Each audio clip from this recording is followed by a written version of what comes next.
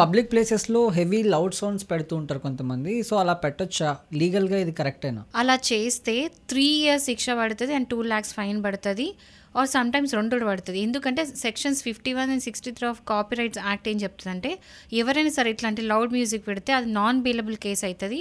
And దాని bail కూడా దొరకదు కనీసం. సో, ఈ సెక్షన్స్ కింద, ఈ యాక్ట్ కింద శిక్ష పడే అవకాశం ఉంది. అది కాకుండా ఒకవేళ గనుక మీరు ప్రీ రికార్డెడ్ మ్యూజిక్ అంటే ఆల్రెడీ రికార్డ్ చేసిన మ్యూజిక్ ఏదైతే ఉందో అది ప్లేని గనుక చేస్తే, మీరు ఫోనోగ్రాఫిక్ పర్ఫార్మెన్స్ లిమిటెడ్ అంటే పీపీఎల్ సొసైటీ నుంచి లైసెన్స్ తీసుకొని ఉండాలి. ఎగ్జాంపుల్ ఏంటంటే జిమ్ కానీ, లేకపోతే కాఫీ షాప్స్, రెస్టారెంట్స్, మాల్స్ ఇలాంటి పబ్లిక్ ప్లేసెస్ ఉంటాయి. వీళ్ళందరూ కూడా ప్రీ రికార్డెడ్ మ్యూజిక్ అంటే ఆల్రెడీ పాటలు అవి ఉంటాయి చూడు, అవి ప్లే చేయడానికి ఈ లైసెన్స్ తీసుకొని ఉండాలి.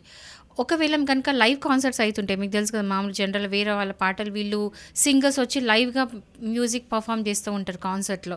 సో ఒకవేళ అలాంటి చెయ్యాలనుకుంటే ఇండియన్ పర్ఫార్మింగ్ రైట్స్ సొసైటీ నుంచి ఖచ్చితంగా లైసెన్స్ తీసుకొని ఉండాలి. ఒకవేళ లైసెన్స్ తీసుకోకపోతే మాత్రం ఖచ్చితంగా శిక్ష పడుతుంది.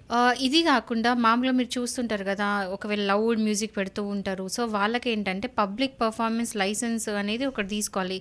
ఎగ్జాంపుల్ ఏంటంటే మాల్స్లో, హోటల్స్లో, జిమ్స్లో, రెస్టారెంట్స్లో, కాలేజ్ ఫెస్ట్లు అవుతుంటాయి, అందులో స్కూల్ ఫెస్టులు, ట్యాక్సీస్, ఫ్లైట్స్, లేకపోతే ఏదైనా రిలీజియస్ ఈవెంట్స్ కూడా ఫుల్ లౌడ్ మ్యూజిక్ పెడుతూ ఉంటారు చూడు, అలాంటి వాటిలో వాళ్ళు ఒకవేళ పెట్టుకోవాలనుకుంటే మాత్రం ఖచ్చితంగా పబ్లిక్ పర్ఫార్మెన్స్ లైసెన్స్ అనేది తీసుకోవాలి. తీసుకోకపోతే వీళ్ళకి కూడా అదే శిక్ష పడుతుంది. ఎందుకు అంటే ఇప్పుడు ఎవరైతే ఆర్టిస్ట్ పర్ఫామ్ చేసి ఉంటారో వాళ్ళకు కొంచెం రెస్పెక్ట్ ఇవ్వండి. వాళ్ళు పాడిన పాటలు మీరు కాపీ కొట్టి మళ్ళీ తిరిగి వాడడానికి మీకు రైట్స్ లేవు. సో దానికి ఇది మళ్ళీ లీగల్గా కూడా కొన్ని రెస్ట్రిక్షన్స్ పెట్టాలని చెప్పేసి ఈ యాక్ట్స్ అన్నీ కూడా ఉన్నాయి.